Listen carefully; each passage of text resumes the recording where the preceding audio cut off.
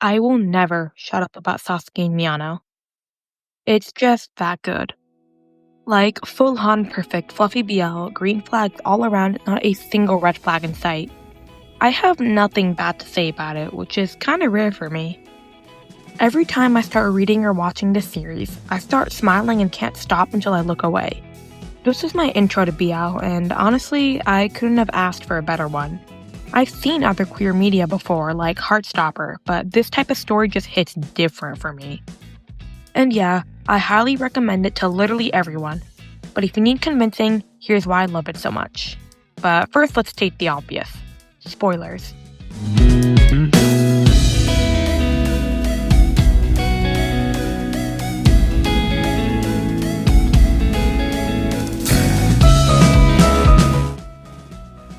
Alright, so I've decided the easiest way to section this video is to break it into parts, where I can discuss the various aspects of Sasamiya, which by the way is the abbreviation I'll be using from now on.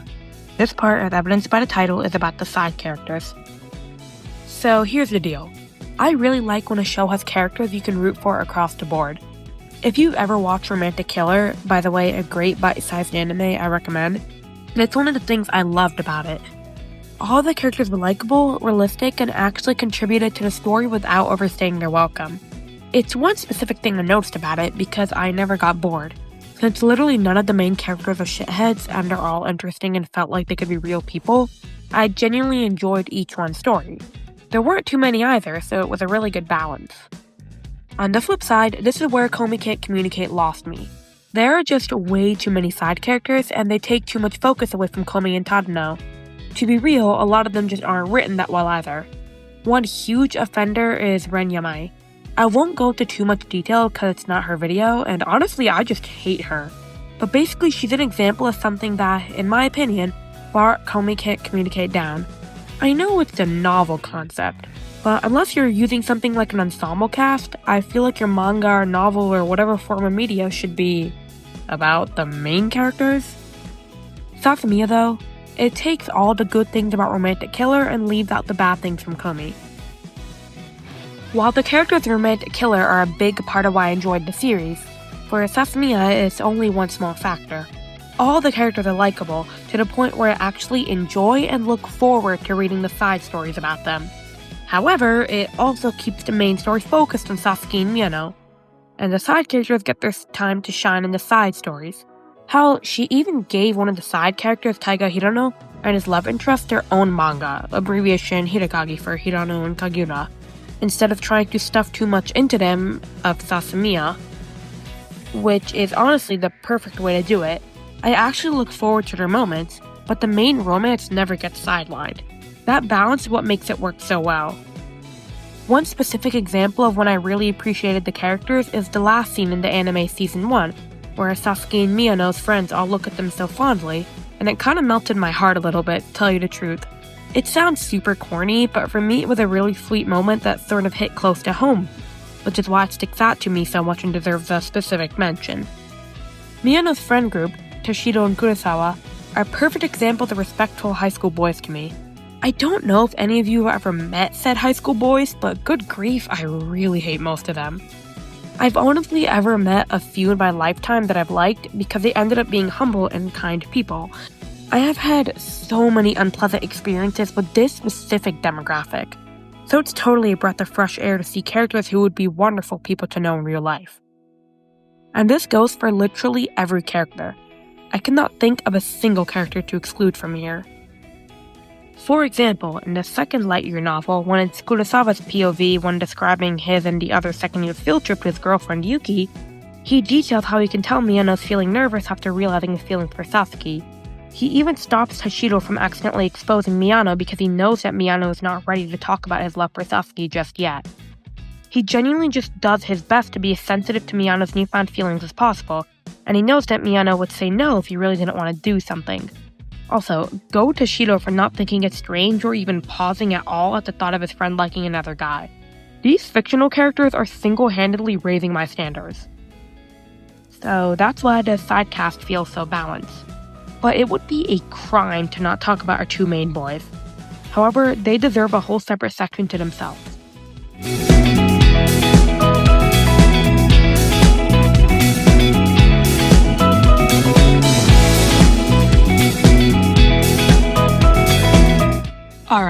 Now on to the stars of our show, our lover boys, Sasaki and Miyano.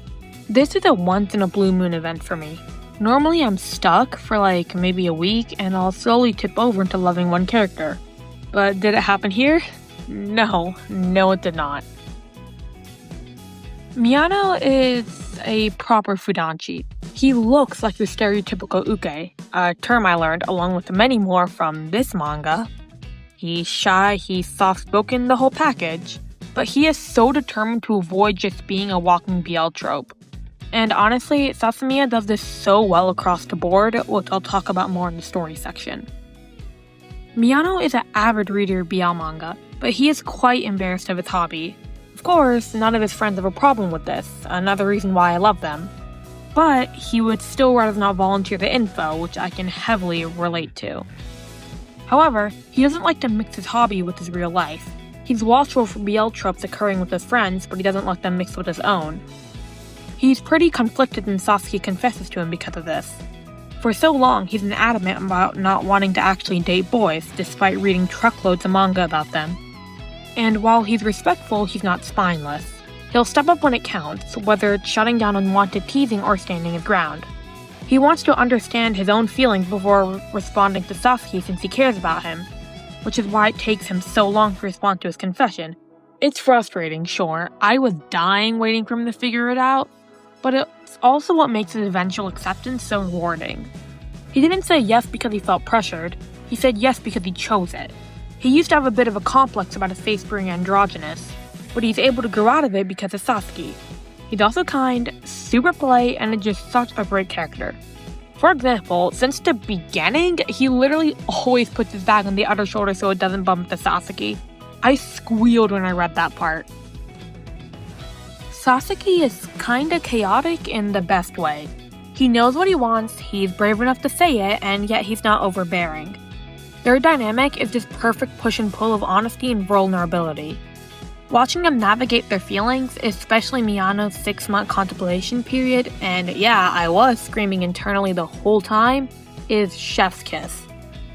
What makes Sasaki so great is that he's not written as some overbearing, dominant, cool senpai type. I mean, he is cool, but he's not a delinquent even though he looks that way with his piercings and bleached hair. He used to be a bit apathetic and didn't care where he ended up in life, but Miyano changed him from that. He's also a total softie when it comes to him. He falls for him hard, but he never pushes. He never demands Miyano give him an answer right away. He just waits. 6 months of waiting, gently, kindly, but always honestly reminding Miyano that his feelings are real. The way he looks at Miyano, actually no, the way they look at each other, literally the blueprint for anime hard eyes. And yet, he's also messy. He gets jealous, he sometimes doesn't know how to handle his emotions, and he definitely has moments where his love for Miyano spills over into impulsive little bursts. But the series doesn't frame those flaws as toxic, it's just Sasaki being human. And the fact that he can apologize, adjust, and still be so open about his feelings is what makes him so wonderful. Also, I have to mention, Sasaki is a romantic, the kind who actually respects boundaries. He's the one who says, "I'll wait for you," and means it. He's the one who listens, who sees Miyano's insecurities about his looks and doesn't brush them off but reassures him directly. And I just think that's beautiful. How often do we actually get a love interest who is this straightforward without being creepy? Answer, almost never. With that being said, I have to laugh a little because while the anime and manga play Sasaki's crush as this sweet but yes super intense thing, the light novels make it so obvious that his brain is 60% Miyano, 40% horniness. Not in a bad way, he's just such a teenage disaster in love, and honestly I kind of love that contrast. It might also be coming from the fact that someone else wrote the light novels, but Harusono did approve it, so... But you can definitely kind of infer if you have enough life experience that Sasaki's definitely kind of turned on in some scenes, and Miyano too now that I think about it. These two boys are beyond gone for each other. By the way, when Sasaki asks, "What's slash art?" Same, I had the exact same thought. This is what I meant when I said this is my intro to BL. I literally had to look up these terms because I only learned of their very existence from this series. TLDR, Sasaki and Miyano are the reason this anime feels so soft, so alive, so emotionally satisfying. The side characters are great, the story is great, but these two, they're the heart.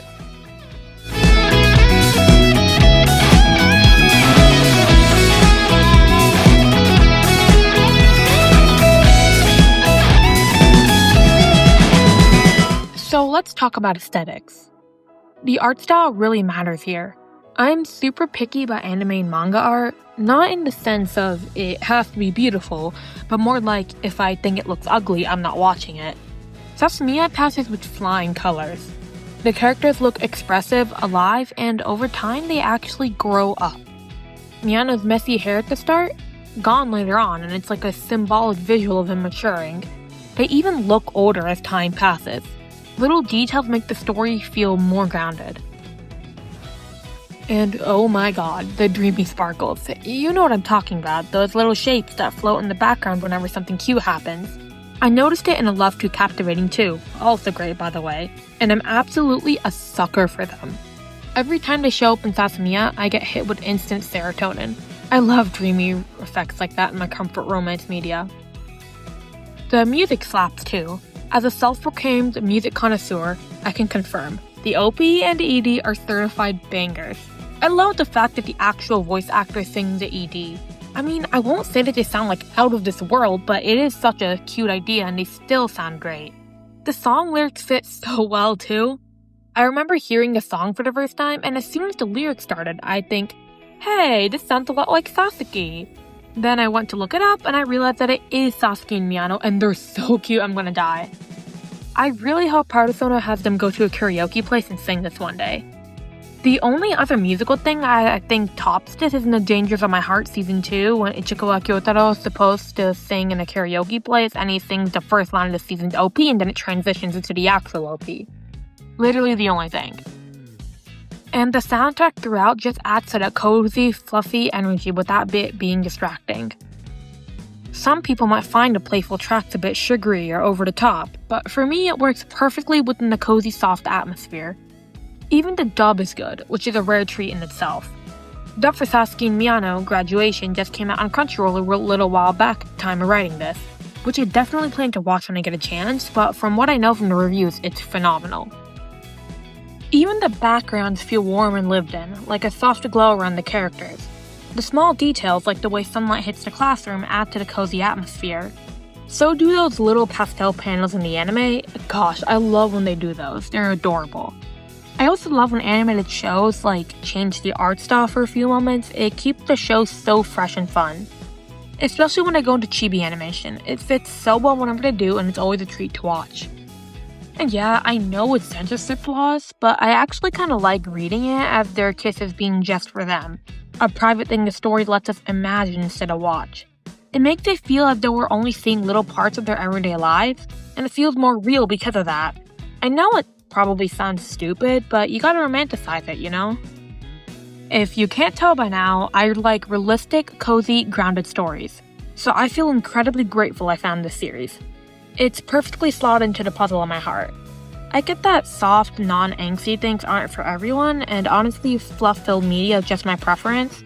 But I honestly think, without bias, that they nailed the vibe perfectly. Even the little audio touches, accident or not, like those occasional voice cracks, sell just how young and awkward they are. Plus, I love that even in the dub, Kellen Joff makes an effort to change his voice when he was talking to Miyano. It's more obvious in the sub, no shade obviously, I love the sub too, but this is a rare occasion of a dub actually being good. Plus, I love when Miyano's little aho moves to kinda show his emotions. I really want to know if it's a canon thing that other characters notice or it's just a visual gag for us viewers. I believe it is something that happened in canon, like how Komi's cat ears are canon, because there's this moment in the anime where I think Hirano mentions something about delinquent ukes and Miyano's aho perks up and Kurosawa acknowledges it. So hey, just something to throw out there. Oh yeah, and I swear to god, their necks must hurt, right? I mean, do you see that difference?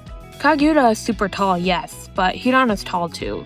But with Sasaki and Miyano, I mean, look at these panels. Okay, and finally, they are just so pretty. The covers and colored art are gorgeous. And also, they just look so good together. I dream of the day when I finally get to act as Harusuno's sandbox. Also, a quick shout out to the cast in the anime. They didn't have to go that hard, but I love that they did. I actually have a compilation of them in the end, so stick around for that.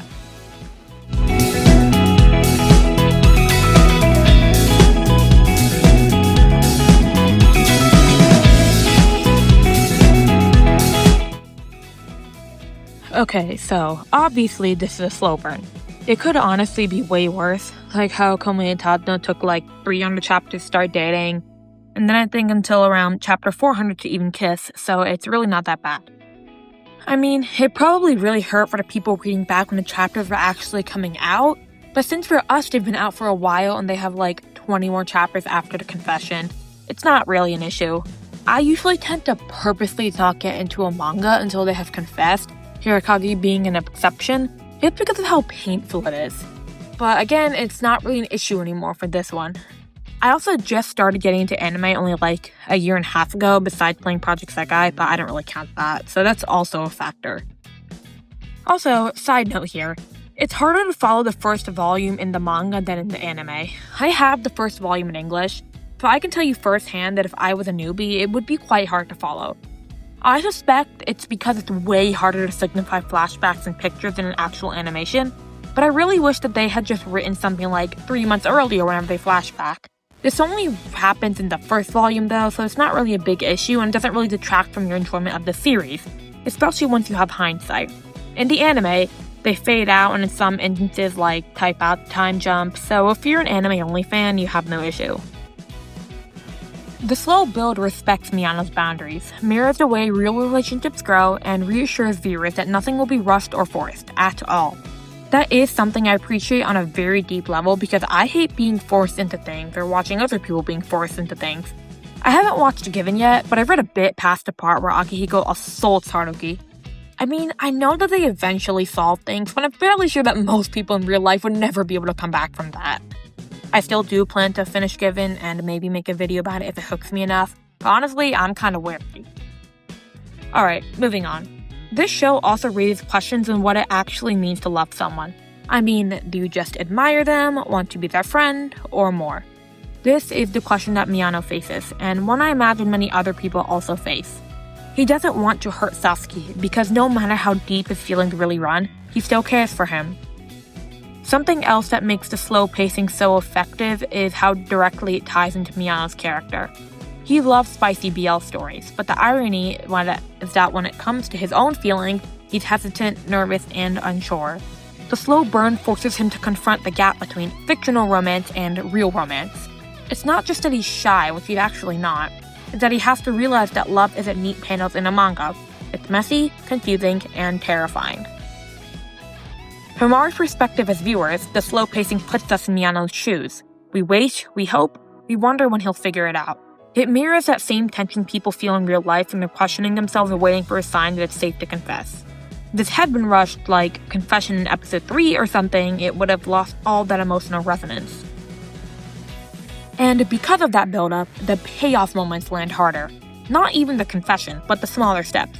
Sasaki noticing Miyano's comfort zones, Miyano realizing how much Sasaki's presence matters to him, even the moments where they almost brush hands or share a glance. These micro moments are tiny, but stacked up over time, they make the eventual yes feel like an earthquake. Something that makes the slow burn even more painful is how it develops Sasaki's character. He's not just waiting around passively while Miyano sorts through his feelings. He's actively showing what real patience looks like. He doesn't push for answers, he doesn't try to guilt trip him into deciding faster.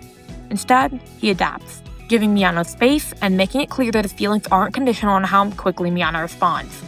That restraint is such an underrated part of the romance because it redefines romantic tension as something safe rather than something pressured.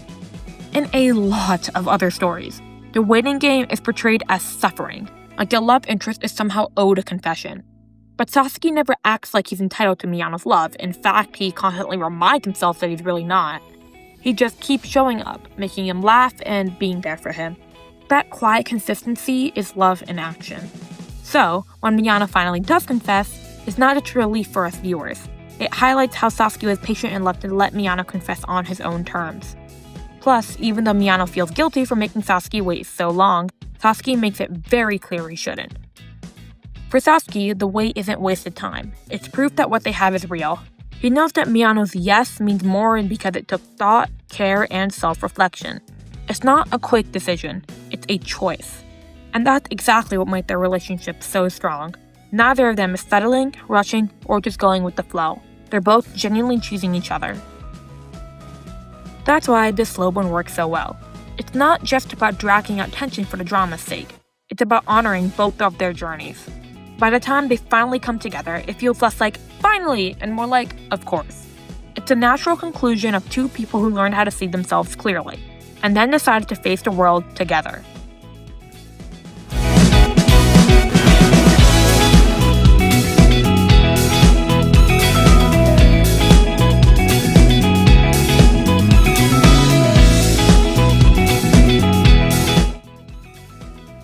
Okay, so everything is wonderful about this series, but what really matters is how it feels. And Sasaki and Miyano just feels like a warm hug. I feel like I'm injecting sugar into my organs when I read. Even the background moments, like the quiet cheerleading of friends, expand the warmth. It's like you're not just watching a romance, but stepping into a community that feels good to exist in. It's BL, but it's not the cliche kind. No one's being forceful, no one's confused and suddenly kissing someone out of nowhere. It's actually thoughtful. One of its purposes is to subvert BL tropes, especially all of the unfortunately common ones. I already talked about this, especially in relation to Miyano, but I also want to mention it here because of how well it does it. A lot of the other BLs I've started and then dropped have had me screaming for them to ask for consent before kissing them. It's not romantic or tear-jerking to suddenly kiss someone out of the blue. The fact of the matter is, you really don't know what someone wants you to do or not until they actually tell you. You don't know whether you've stolen their first kiss or whether they even care about that sort of thing or whether they even want to kiss you, so just don't do it. I get like having to desire to do so, like with Kaguya, which I'll talk about more in my Hirokage video, but that's why true respect is so valuable. What makes Sasaki and Miyano so effective is that it builds affection gradually.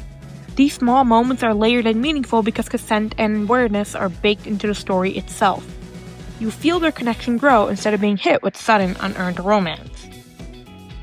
It also gives weight to the character's emotions. Miyano's hesitation, his awkwardness around expressing feelings, and Sasaki's patience aren't plot obstacles. They're essential to the narrative and to the warmth of their relationship. By showing the care and respect in each interaction, the manga communicates that love isn't about rushing or grand gestures. It's about attentiveness, understanding, and a mutual consent. It's totally fine to feel sympathy for Sasaki while he was waiting, especially since Miyano repeatedly does give him mixed signals that he can't do anything about.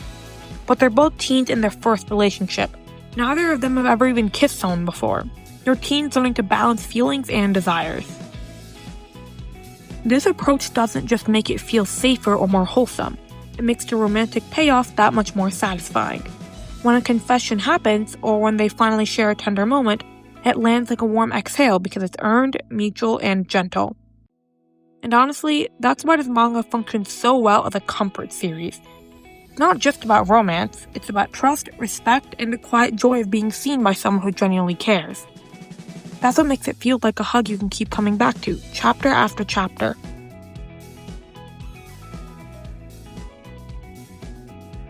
Before. That's why he doesn't quite know what to do with Sasaki's feelings just yet. Of course, that is totally okay, and I feel like it's something that a lot more people relate to than, like, immediately confessing when someone confesses to you. Of course, I have nothing against fast-paced stories. In fact, I quite like them, but they still need to have a build-up rather than checking the boxes required to make a believable relationship, which a lot of romance mangas fail to do. You can reread or rewatch the series on a rough day and feel wrapped in the safety of its world. Unlike a lot of BL that leans on tension, miscommunication, or sudden drama, this story lets warmth, attentiveness, and gentleness take the spotlight. That's what makes the experience linger long after you've put it down. Small story time, I actually went to a convention and met Joshua Waters, the English VA Miyano. Me and my friends arrived later than planned and missed the main meetup, but we found that the VAs sometimes stick around after the panel, so we stayed and luckily hung out for about 30 or so minutes after. Joshua was super down to earth and patient with all of my questions, which I really appreciated. He even said his favorite Miyano line, his "Hello, Fudanshi speaking?" I was like, bro, use your real name. We also agreed that Kellen Joff is an amazing voice actor, especially with how he changes his pitch when talking to Miyano. Joshua says Sasaki and Miyano is exactly that comfy, rewatchable vibe show. So there you have it, straight from the source. I got his autograph, which I'll keep forever. I told him about this channel, and he wrote it down to check out. So if you're watching, what's up? Hope you don't mind me using you for clout. Also, you and Kellen should make an English cover of Ichigo Sunset. Seriously though. He's a really cool guy, and meeting him was awesome. Definitely a case where don't meet your heroes doesn't apply. I also scored some great merch, including a pretty cheap yet official figurine of the character I cosplayed as, plus Sasami and Hirokage merch. I really lucked out. Almost all of my niche interests were there, which didn't happen last time I went to an anime con a couple of years ago. BL fans for the win. Okay, so I don't want to sound like a broken record, so I'm just gonna say this. This truly is a slice-of-life, feel-good show. Everything from the aesthetics to the characters to literally everything about this series is used as a building block to make this masterpiece. There's only one thing I haven't talked about yet, the actual plot.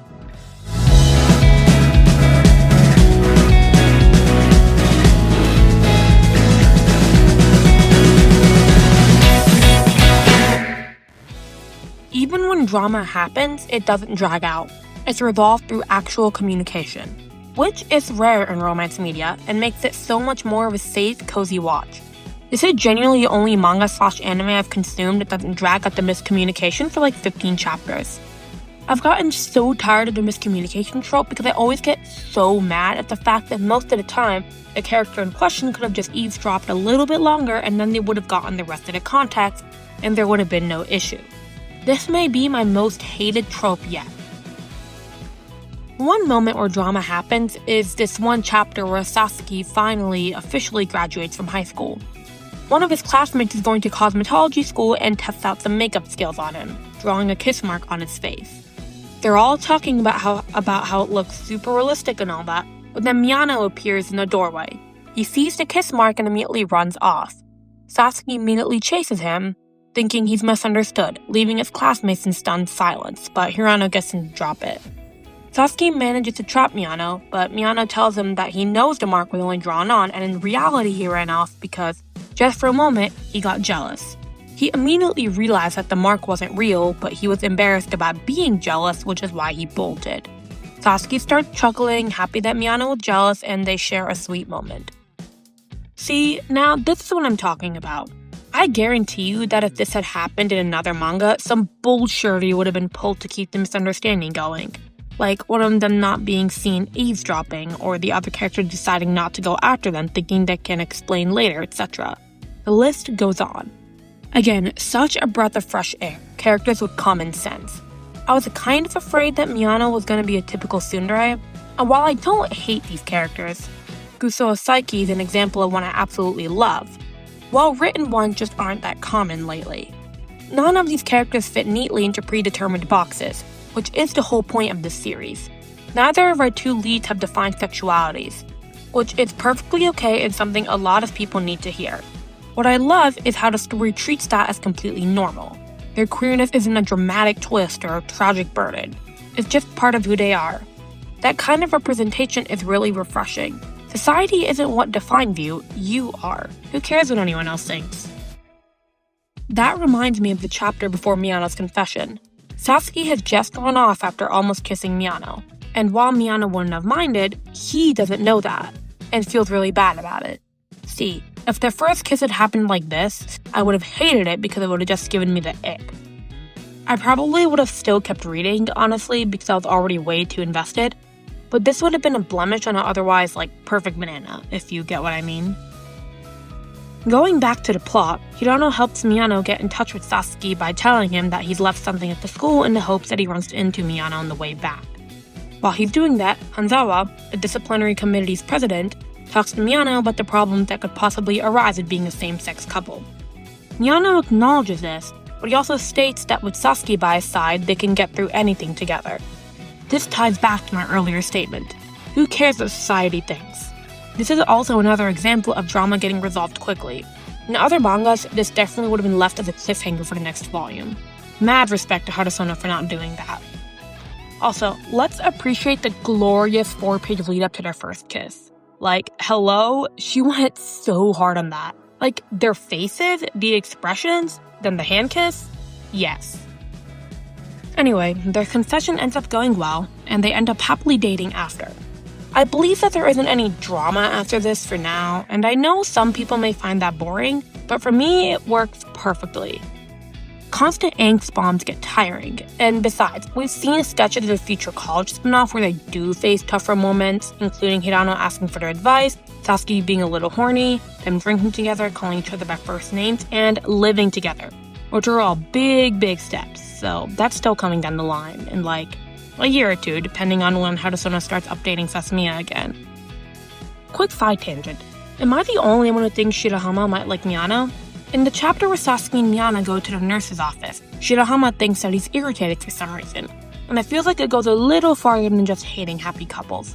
There's also just some moment of him reacting weirdly to Miyano, like the umbrella thing, where he's about to ask if Miyano wants to share his umbrella before he runs off to meet up with Sasaki. He thinks that it may look like they're a couple if they do, but then he's totally fine sharing with Toshiro. That's a bit weird, right? Do we think he's got a crush on Miyano? Share in the comments. Oh, and I would like to mention that in the Hirokage Adult AU, technically everything between Sasaki and Miyano should have gone as it does in the original timeline, because the two stories aren't that all connected. That means that they live together, eventually get engaged, and call each other by their first names. It also implies that Miyano's the one who asked and bought the rings, or correction, doesn't imply, straight up says. That was a very welcome surprise. I love looking for little Sasamiya crumbs in the Hirano and Kaguya manga, and vice versa, so I always notice these things. Now, this may be a bit controversial, but I think that we should get little Sasamiya extras in the Hirokage chapters because they got their own in the main Sasamiya manga. Since Harusono is trying to even things out anyway, they should do it. For people who aren't in the loop, Sasaki and Miyano is mainly on pause right now because Harusono is trying to catch up the spin-off manga, Hirano and Kaguya. Depending on hiatuses and such, we'll get there in about maybe 2 years. That's a long time to wait, but honestly, I think it'll be worth it. In the more recent chapters, Miyano starts getting jealous because people he doesn't know start hanging out around Sasaki, like Ugawa, and he wants to be the one to make Sasaki happy. I love that this isn't a toxic jealousy. I would call this fine, even healthy jealousy, because it's natural to get jealous of your partner hanging around other people without you. What wouldn't be okay is if Miyano asked Sasaki to stop hanging out with these other people. Then I would get the ick. But what he does instead is resolve to try his best to meet Sasaki up on his level and make him even happier. Now that's a healthy response. I think everyone can learn from Miyano.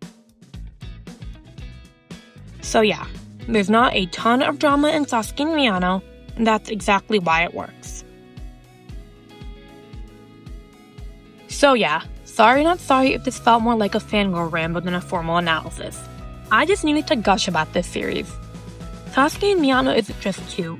It shows that BL can be slow, respectful, and realistic without relying on over-the-top drama. For someone new to the genre, this is a perfect introduction to what a healthy, thoughtful romance can look like. It doesn't have any icky moments that could scare someone off or give them the wrong idea of what a healthy relationship is. Reading or watching them feels like wrapping yourself in the softest, coziest blanket.